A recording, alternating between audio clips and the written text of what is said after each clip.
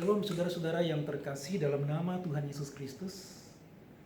Senang berjumpa dengan Bapak Ibu saudara-saudara sekalipun melalui video ini. Dan sekarang waktunya kita akan belajar firman Tuhan. Kiranya Tuhan menyingkapkan maksud hatinya kepada kita. Sewaktu kita membaca firman Tuhan, merenungkan firman Tuhan, Tuhan berbicara kepada kita secara spesial dan kita menangkap rema dari firman Tuhan.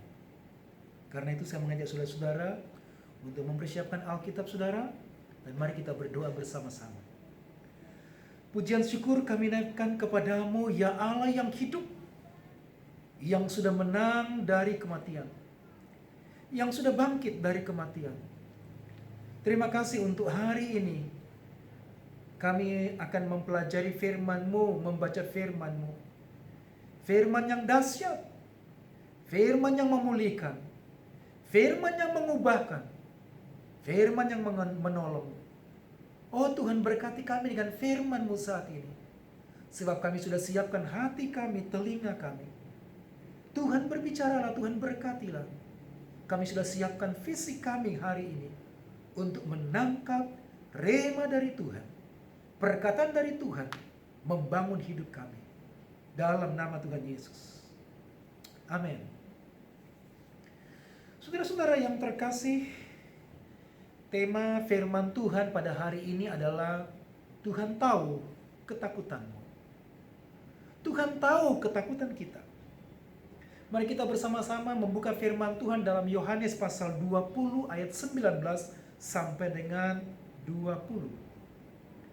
Yohanes pasal 20 ayat 19 sampai dengan 20. Kalau saudara sudah menemukan, mari kita membaca bersama-sama. Demikianlah firman Tuhan. Ketika hari sudah malam pada hari pertama minggu itu, berkumpullah murid-murid Yesus di suatu tempat dengan pintu-pintu yang terkunci, karena mereka takut kepada orang-orang Yahudi. Pada waktu itu datanglah Yesus dan berdiri di tengah-tengah mereka dan berkata, "Damai sejahtera bagi kamu." Dan sesudah berkata demikian, ia menunjukkan tangannya dan lambungnya kepada mereka. Murid-murid itu bersukacita ketika mereka melihat Tuhan. Saudara-saudaraku, hari-hari yang kita lalui ini, mungkin di antara kita sudah ada yang jenuh, bosan, karena kurang atau sama sekali tidak ada aktivitas. Beberapa juga di antara kita takut keluar dari rumah, selain karena anjuran dari pemerintah. Tapi beberapa orang saya mendengar ada ketakutan dengan serangan terhadap COVID-19. Saudara-saudara, apakah yang paling kita butuhkan saat ini? Yang kita butuhkan dalam keadaan saat ini adalah perjumpaan dengan Tuhan. Perjumpaan dengan kuasa kebangkitan Tuhan Yesus yang hebat dan dahsyat. Tuhan Yesus sudah bangkit dari kematian. Itu adalah perkara ilahi, perkara yang dahsyat, yang membangunkan iman kita. Sekarang kita membutuhkan Tuhan untuk menolong kita. Dan tema kita adalah, Tuhan tahu ketakutanmu. Tuhan tahu kondisi kita saat ini. Ada 3 hal yang kita renungkan dalam ayat ini. Bagaimana Tuhan memberi solusi, mengobati ketakutan kita, kejenuhan kita saat ini. Yang pertama di ayat yang ke-19 kita membaca di sana. Ketika hari sudah malam pada hari pertama minggu itu, berkumpullah murid-murid Yesus di suatu tempat dengan pintu-pintu yang terkunci. Karena mereka takut kepada orang-orang Yahudi.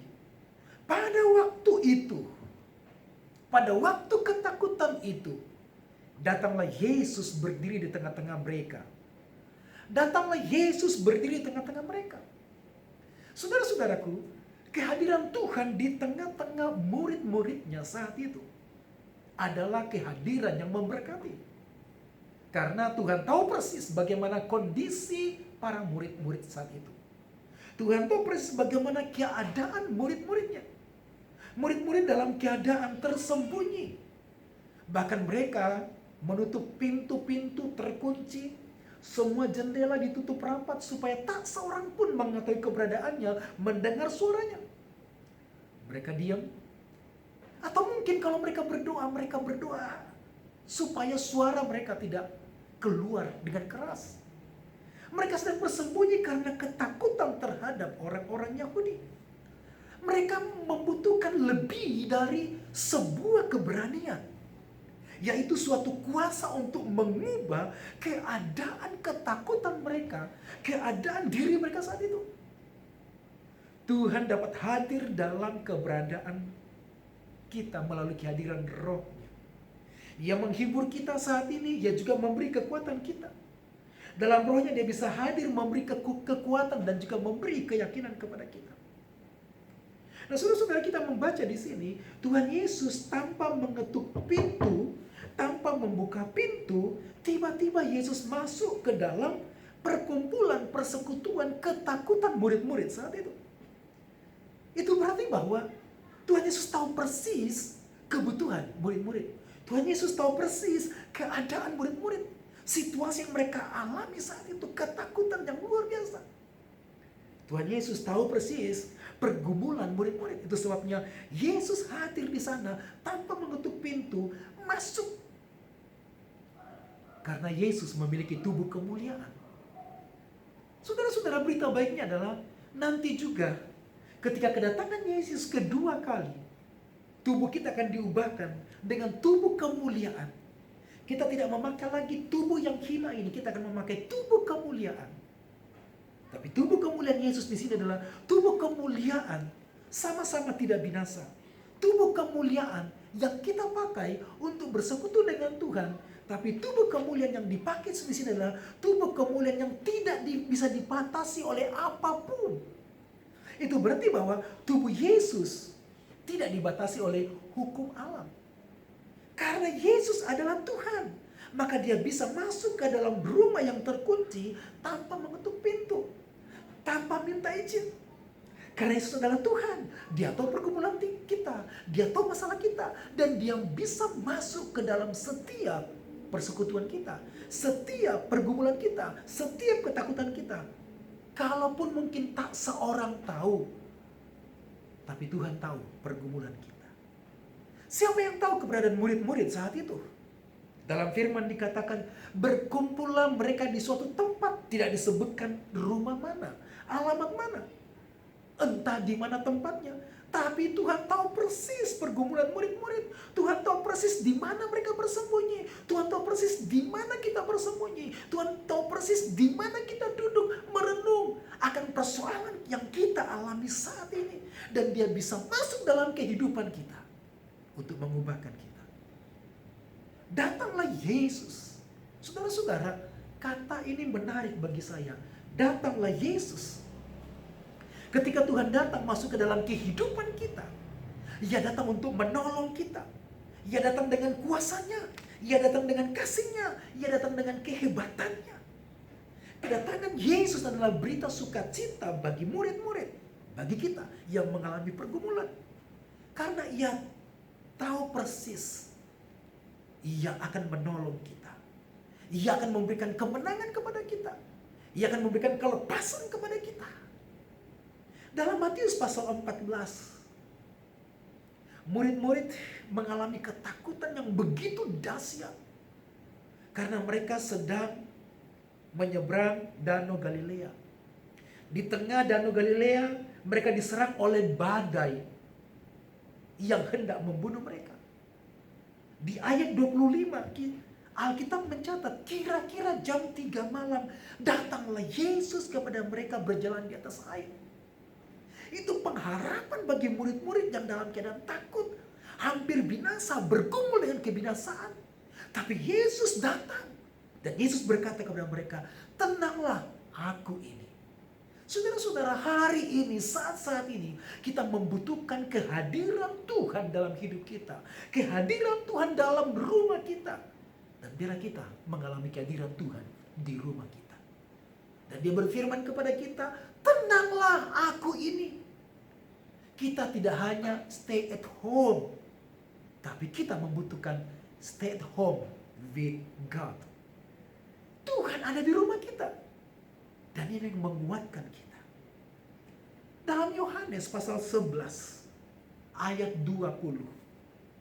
Yohanes pasal 11 ayat 20. Yesus datang menjumpai Maria dan Marta. Hendak menolong, menghibur mereka dan menyatakan kuasa Yesus kepada kedua wanita ini. Karena kedua wanita ini kehilangan kakak mereka.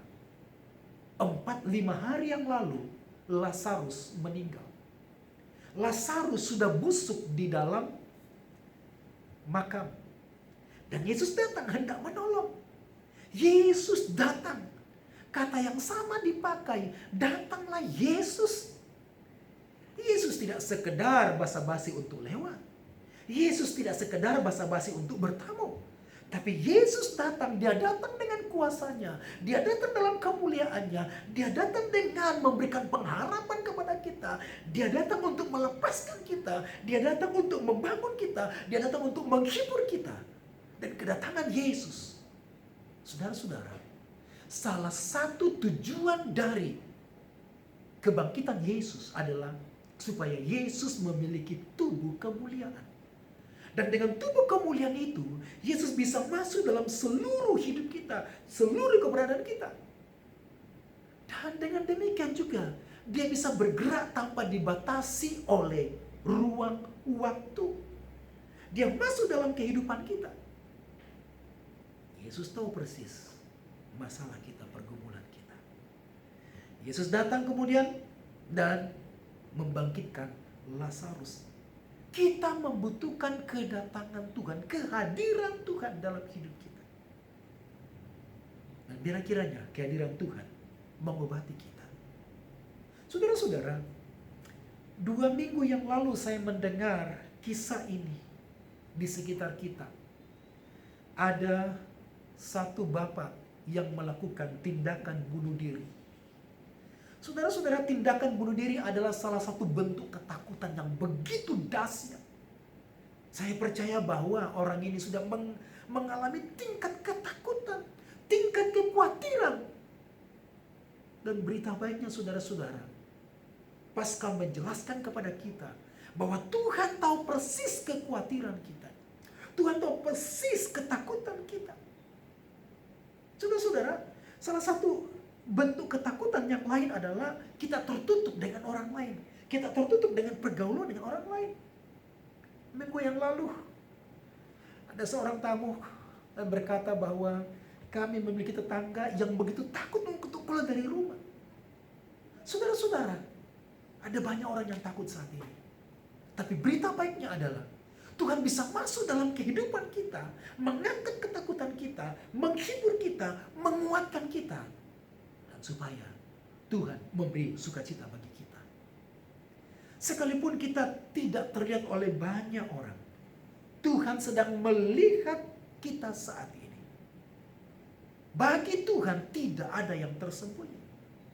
Tuhan Yesus pernah mengajarkan di dalam Matius pasal 6. Tuhan mengajarkan, berdoalah kepada Bapamu yang ada di tempat tersembunyi.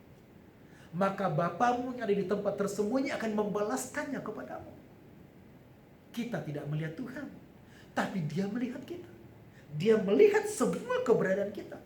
Dia melihat juga situasi kita, termasuk motivasi kita, pergumulan kita. Dia lihat dan Dia peduli keadaan kita. Dia mau hadir dalam hidup kita. Dia mau hadir masuk dalam rumah kita. Berikan sukacita dari Paskah ini bahwa Tuhan tahu persis pergumulan kita. Tuhan tahu persis kebutuhan kita. Tuhan tahu persis ketakutan kita. Tuhan tahu persis bahwa kita sedang mengunci diri dalam pintu-pintu yang tertutup. Tuhan tahu di mana kita bersembunyi. Dan Ia mengetahui ketakutan kita. Bukan hanya yang mengetahui ketakutan kita, tapi Dia juga bersedia untuk menolong kita, mengangkat beban kita, mengangkat ketakutan kita. Tuhan kita omnipresent. Dia maha hadir. Dan Dia berjanji dalam Matius pasal 28 ayat 20. Dan ketahuilah, aku menyertai kamu senantiasa. Dia menyertai kita senantiasa. Dimanapun, kapanpun, senantiasa dia hadir dalam hidup kita. Dalam Yosua pasal 1 ayat 5, dia berjanji, aku tidak akan membiarkan engkau dan tidak akan meninggalkan engkau. Dalam Ibrani 13 ayat 5 dikatakan, aku sekali-kali tidak akan membiarkan engkau dan aku sekali-kali tidak akan meninggalkan engkau. Dia tahu pergumulan kita, tapi dia ingin juga menolong kita. Dan dia hadir dalam hidup kita. Saudara-saudara, apa hubungan kebenaran ini dengan situasi yang kita alami saat ini? Hubungannya adalah dia maha hadir. Berbicaralah kepada Tuhan. Undanglah Tuhan. Mintalah kehadiran Tuhan memenuhi hati kita, pikiran kita, mengangkat semua ketakutan kita. Undanglah dia untuk menghibur kita. Dan biarkan Tuhan memulihkan kita. Ini waktu yang baik untuk stay with God. Ini waktu bersama dengan keluarga dan juga bersama dengan Tuhan. Amin, saudara. Yang kedua, saudara, bagaimana Tuhan menyelesaikan ketakutan kita, masalah kita. Yang kedua adalah Tuhan memberi damai sejahtera. Tuhan memberi damai sejahtera. Di ayat yang sama, Yohanes pasal 20 ayat 19 bagian B, di sana dikatakan, pada waktu itu datanglah Yesus dan berdiri di tengah-tengah mereka dan berkata, damai sejahtera bagi kamu, Irene, atau Shalom Aleichem. Saudara-saudaraku, murid-murid sedang dalam keadaan takut. Mereka membutuhkan lebih dari sekedar keberanian, lebih dari sekedar percaya diri, lebih daripada sekedar optimis. Mereka membutuhkan damai sejahtera untuk memenangkan diri mereka, situasi saat ini. Dan kehadiran Yesus memastikan bahwa mereka mengalami damai sejahtera Tuhan. Tuhan Yesus mengubahkan ketakutan dan kekhawatiran mereka dengan damai sejahtera surgawi. Tiba-tiba kehadiran Tuhan di sana. Dan ketika Tuhan berfirman, damai sejahtera bagi kamu. Di rumah itu, di ruangan itu mengalir damai sejahtera surgawi. Memenuhi hati mereka, pikiran mereka. Dan mereka begitu sukacita melihat Tuhan. Perkataan Yesus kepada murid-murid, damai sejahtera bagi kamu. Shalom Aleichem, Irene. Bukan sekedar perkataan atau shalom yang seperti kita ucapkan ketika kita berjumpa dengan sahabat percaya lainnya. Namun perkataan ini berasal dari Tuhan. Tuhan sedang berfirman, shalom, damai sejahtera bagi kamu. Firman ini diucapkan oleh sang pemilik firman, sang pemilik kuasa. Maka perkataan ini adalah perkataan yang menghidupkan para murid-murid yang sedang dalam ketakutan. Perasaan mereka sedang dibangun. Pikiran mereka sedang dibangun. Perkataan Yesus menguatkan, mengubahkan hati mereka saat itu. Dan terjadi kehidupan dalam ruangan itu. Ada kehidupan yang mengalir ketika Yesus berfirman. Saudara-saudara, waktu Yesus hadir dalam hidup kita saat ini, dia tidak hanya hadir dalam kuasanya, dalam kasihnya, tapi dia berfirman, damai sejahtera bagi kamu. Semua ketakutan hilang tiba-tiba hari itu.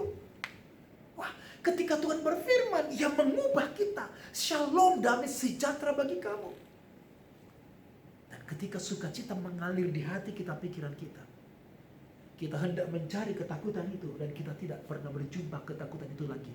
Karena serta-merta kuasa firman sudah menghancurkan kuasa ketakutan. Kuasa firman sudah menghancurkan kekhawatiran itu. Karena itu izinkan Tuhan berfirman kepadamu. Biarlah kiranya dengan hati yang haus bicara kepada Tuhan. Hati yang rindu, Tuhan berfirmanlah hari ini, aku membutuhkanmu. Katakan sepatah kata untuk mengubah hidupku. Sebelum Tuhan Yesus disalibkan, Tuhan memberkati murid-murid dalam Yohanes pasal 14 ayat 27. Mari kita buka Yohanes 14 ayat 27. Kita baca bersama-sama, 2, 3. Damai sejahtera kutinggalkan bagi kamu. Damai sejahtera kuberikan kepadamu. Dan apa yang kuberikan tidak seperti yang diberikan oleh dunia kepadamu. Janganlah gelisah dan gentar hati. Saudara-saudara, damai sejahtera diucapkan Tuhan Yesus, dijanjikan Tuhan Yesus dalam Yohanes 14 ayat 27. Serta-merta hari itu mereka belum pahami. Atau mereka belum alami saat itu. Pelajaran minggu lalu, pelajaran firman bulan lalu, mungkin kita belum alami waktu itu. Mungkin kita belum merasakan hari itu kuasanya. Tetapi firman yang diajarkan pasti terjadi. Firman itu pasti akan kita alami. Dan firman itu kita harus simpan menjadi kekuatan dan rema yang hidup yang Tuhan pakai untuk membangun kita. Yang dikatakan Tuhan Yesus dalam Yohanes pasal 14 ayat 27. Damai sejahtera kuberikan bagimu. Kutinggalkan bagimu. Dan sekarang terbukti. Yesus datang dan memberi damai sejahtera. Di ruangan itu mengalir damai sejahtera. Mengalir kuasa kehidupan. Mengalir kuasa kekuatan. Mengalir pengharapan. Mengalir kehidupan yang diberkati oleh Tuhan. Perkataan Yesus serta-merta membuat murid-murid mengalami pembaharuan. Mereka bersukacita, ketakutan mereka hilang. Saat firman bekerja di hati dan pikiran kita, maka terjadi pembaharuan, terjadi kehidupan. Firman itu menghancurkan persoalan kita karena Tuhan yang berfirman kepada kita. Sangat persis ketika Tuhan berfirman dalam Kejadian pasal 1. Berfirmanlah Allah, jadilah. Jadilah terang. Kegelapan tidak bisa menguasainya. Karena Tuhan berfirman. William Barclay menjelaskan bahwa damai sejahtera atau shalom mengandung arti jauh lebih dari ketimbang hanya bebas daripada kesulitan saja atau ketakutan. Shalom menggambarkan keadaan manusia dengan akal budi yang murni, kemauan yang pasti, dan hati yang penuh sukacita. Shalom mengungkapkan kasih dan pemeliharaan Allah, yang sekalipun dalam tubuh yang tersiksa, namun memberikan ketenangan bagi batin manusia. Shalom, damai sejahtera Kristen adalah sesuatu yang bebas dari segala keadaan yang bersifat lahiriah. Orang bisa saja hidup dengan serba berkecukupan, mewah, memiliki tanah yang banyak, memiliki simpanan bank yang berlimpah-limpah. Namun, mereka bisa tidak pernah mengalami damai sejahtera. Sebaliknya, seorang bisa saja hidup dalam kekurangan, di penjara, namun damai memenuhi hatinya karena damai itu berasal dari Tuhan. Saat kita tunduk pada kehendak Tuhan. Hari ini saudara-saudara, kita bisa mengalami damai di tengah-tengah serangan COVID-19. Di tengah-tengah kesulitan kita, kekurangan kita. Ada di antara kita yang sudah tidak bisa bekerja. Ada yang diistirahatkan dan memang tidak punya penghasilan sama sekali. Hari ini kita bisa mengalami damai sejahtera sekalipun kita tidak memiliki banyak simpanan. Dan mungkin 2 bulan ini kita sudah banyak menguras simpanan kita. Atau sudah sangat menipis dan sekarang mungkin sudah tidak ada harapan lagi. Tapi shalom dari Tuhan tidak bergantung dari apa yang kau miliki. Shalom dari Tuhan tidak bergantung dari hartamu. Shalom dari Tuhan tidak bergantung dari apa yang kau nikmati. Shalom dari Tuhan bergantung dari kehendak Tuhan dan kita tunduk pada kehendak Tuhan. Dan shalom dialirkan dalam hidup kita. Amin saudara. Saudara bisa mengalami shalom damai sejahtera surgawi hari ini. Bukan karena engkau menikmati atau memiliki banyak hal di bumi ini. Tapi karena perkara Tuhan denganmu. Murid-murid menundukkan diri pada kuasa kebangkitan Yesus. Maka Tuhan memimpin mereka mengalami damai sejahtera, mengalir di hati mereka, di pikiran mereka, menggerakkan syaraf mereka, menggerakkan otot mereka, menggerakkan tulang-tulang mereka, dan mereka bersuka cita, mereka bergembira. Saudara perhatikan di ayat 20, mereka suka cita melihat Tuhan karena shalom sudah mengalir. Ada kehendak Tuhan mengalir. Saudara-saudara, izinkanlah kehendak Tuhan mengalir dalam hidupmu hari ini. Biarkan kehendakmu dipenuhi oleh kehendak Tuhan. Dan damai sejahtera Tuhan merasuki hidupmu, merasuki rumah tanggamu, pernikahanmu, merasuki tubuhmu, merasuki pikiranmu. Dan engkau sukacita. Engkau tidak perlu mati hari ini, karena Tuhan memberi shalom bagimu. Setiap kali Rasul Paulus menuliskan suratnya, ada 13 surat Rasul Paulus. Dan setiap kali Rasul Paulus menulis pendahuluan, maka pasti dia akan mencatatkan kalimat ini.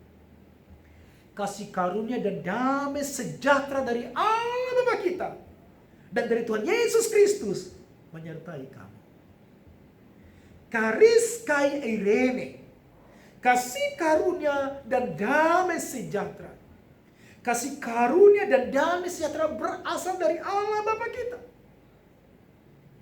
Itu berarti saudara-saudara, kalau damai sejahtera berasal dari Allah yang kita punya, Allah itu tidak tinggal di sorga saja saudara, tapi dia tinggal di rumah kita. Dia masuk dalam rumah kita, dan dia mengalirkan damai sejahtera di rumah kita. Mari kita bergaul, tinggal dengan Tuhan di rumah kita, duduk bersama dengan Tuhan di rumah kita, dan dia akan mengalirkan damai sejahteranya di rumah kita. Damai sejahtera diberikan kepada orang yang percaya kepada Tuhan, orang yang bergaul kepada Tuhan.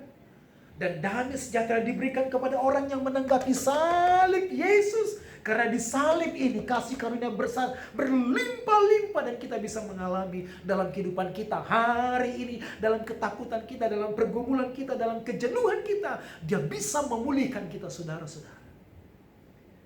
Damai sejahtera adalah berkat melekat dan menjadi milik bagi orang percaya. Damai sejahtera diberikan bersama dengan kasih karunia dari Allah Bapa. Itu berarti bahwa setiap hari kita bisa mengalami kasih karunia damai sejahtera dari Tuhan kita. Karena Tuhan kita ada di sini saudara. Amin. Dia berkata, aku menyertaimu. Dia ada di sini, di mana kita ada. Kita masuk dalam penerapan. Apa hubungan kebenaran ini dengan situasi yang saat ini kita alami? Tuhan telah memberikan damai sejahtera melalui karyanya di kayu salib. Dan melalui kebangkitannya, sekarang ambil damai sejahtera itu. Alami damai sejahtera itu dalam pergumulan kita saat ini. Alami pemulihan Tuhan. Dan biarkan kiranya roh Tuhan menguatkan jiwa kita. Bacalah firman. Dan firman itu meneguhkan kita. Dengan firman dia berbicara kepada kita. Dengan firman dia hadir dalam hidup kita. Oh, ini waktu yang baik saudara. Dulu mungkin kita beralasan ketika kita sibuk kerja. Sebelum serangan virus corona. Kita beralasan, saya sibuk kerja, tidak ada waktu bagi saya untuk menyembah. Saya sibuk bekerja, tidak ada waktu bagi saya untuk ibadah di gereja. Wah, saya pikir ini tidak ada alasan lagi bagi kita untuk sibuk. Karena kita sedang ada di rumah. Atau mungkin masih banyak alasan yang lain lagi. Itulah sebabnya kita tidak pernah mengalami damai sejahtera. Karena terlalu banyak alasan yang kita buat. Biarkan Tuhan masuk dalam hidup kita. Memerintah kita dengan kehendaknya. Dan kita beroleh damai sejahtera. Amin saudaraku. Yang ketiga saudara. Bagaimana Tuhan menyelesaikan ketakutan kita, pergumulan kita. Di ayat yang ke-20. Kita kembali ke Yohanes 20 ayat yang ke-20. Mari kita baca bersama-sama. Dan sesudah berkata demikian, ia menunjukkan tangannya dan lambungnya kepada mereka. Murid-murid itu bersuka cita ketika mereka melihat Tuhan. Saudara-saudaraku, Tuhan hendak meyakinkan dan menguatkan iman murid-murid. Dengan cara dia memperlihatkan dirinya, tubuhnya. Dengan spesifik, dia memperlihatkan kedua tangannya. Dan khusus kepada Thomas, Tuhan berkata, dan karena itu permintaan Thomas, cucukkanlah jarimu ke dalam tanganku. Dan masukkanlah tanganmu ke dalam lambungku. Tuhan Yesus menyatakan bahwa Ia yang telah disalib dengan begitu tragis, kematian begitu mengenaskan. Tapi lihatlah, semua luka-lukaku, tanda luka-luka di tubuhku, khususnya di kedua tanganku, di lambungku, itu tanda kematian, bukannya tanda penyiksaan. Aku telah mati, tapi lihatlah aku hidup. Tuhan Yesus hendak membawa murid-murid untuk mempercayai bahwa Dia berkuasa, Dia hebat, Dia begitu dahsyat, Dia begitu hebat. Luar biasa. Tuhan memperlihatkan kuasanya. Yang ketiga, saudara-saudara, Tuhan menyelesaikan pergumulan kita, ketakutan kita dengan cara yang menuntun kita supaya kita mempercayai kuasanya yang hebat dengan memperlihatkan tangannya, memperlihatkan lambungnya, memperlihatkan luka-luka pada tubuhnya. Dave Hagelbert menerjemahkan tangan yang diperlihatkan itu adalah menunjukkan tangan dengan pergelangan tangan. Paku orang yang disalibkan harus menusuk antara dua tulang lengan ini. Jadi Pak Dave berkata bahwa paku itu menancap di sini. Dan ini memang sangat mengerikan. Kematian yang mengerikan dengan semua luka-luka yang sudah diterima oleh Tuhan. Lihatlah, tapi aku bangkit. Lihatlah penderitaan yang kualami. Lihatlah engkau saksinya kematian yang kualami di kayu salib. Engkau saksinya penderitaan yang kualami. Tapi lihatlah, aku hidup. Lihatlah aku menang. Lihatlah aku berkuasa atas kematian, dan kematian tidak bisa menahanku. Alam maut tidak bisa mencegahku. Aku bangkit, aku hidup. Tidak seberapa besar ketakutanmu, tidak seberapa besar masalahmu dibanding dengan kematian yang kualami, dibanding dengan penderitaan. Tidak seberapa besar penderitaan yang kualami dibanding dengan penderitaan yang kualami. Saudara-saudaraku, ketika Tuhan memperlihatkan luka-luka sebagai tanda penderitaan dan kematiannya, Warren Wiersbe mengatakan begini. Namun luka-luka itu memiliki makna lebih mendalam daripada sekedar sebagai tanda. Luka-luka itu adalah bukti bahwa harga keselamatan telah dibayar. Dan manusia dapat memiliki damai sejahtera dengan Allah. Dasar untuk seluruh damai sejahtera kita ada di dalam pribadi dan karya Yesus Kristus. Ia mati untuk kita. Ia bangkit dari maut dalam kemenangan, dan sekarang Ia hidup untuk kita. Dalam ketakutan kita, dalam persoalan kita, kita tidak dapat menguncinya di luar. Ia mendatangi kita masuk dalam hidup kita dengan kasih karunia dan memberikan kita kepastian melalui firman-Nya. Damai sejahtera bagi kami. Saudara-saudara, kita membaca ayat ini, damai sejahtera bagi kamu. Kamu ini bukan hanya murid-murid, tapi kamu ini adalah saya. Kamu ini adalah saudara yang sedang memperhatikan, belajar firman hari ini. Kamu ini jemaat Siloam yang bisa mengalami damai sejahtera. Saudaraku, perjumpaan dengan Tuhan hari itu telah mengubahkan murid-murid. Mereka yang takut sekarang dihiburkan. Mereka yang lemah sekarang dikuatkan karena mereka melihat Yesus. Hati mereka meluap dengan sukacita. Ada sungai sukacita mengalir begitu deras di hati murid-murid, dalam pikiran murid-murid. Dan mereka diubahkan karena Yesus memperlihatkan kuasanya. Hari ini saudara, saat-saat ini berdoalah untuk mengalami perjumpaan dengan kuasa kebangkitan Tuhan Yesus Kristus. Luka Yesus yang sudah menyelesaikan semua pergumulan dosa kita. Dan kebangkitan Yesus telah memberikan pengharapan yang besar. Tidak perlu takut lagi. Sebab Tuhan lebih berkuasa dan Dia maha kuasa. Amin saudara. Sekarang kita masuk dalam penerapan. Apa hubungan kebenaran ini dengan situasi yang kita alami saat ini? Kita membutuhkan perjumpaan dengan kuasa kebangkitan Tuhan Yesus.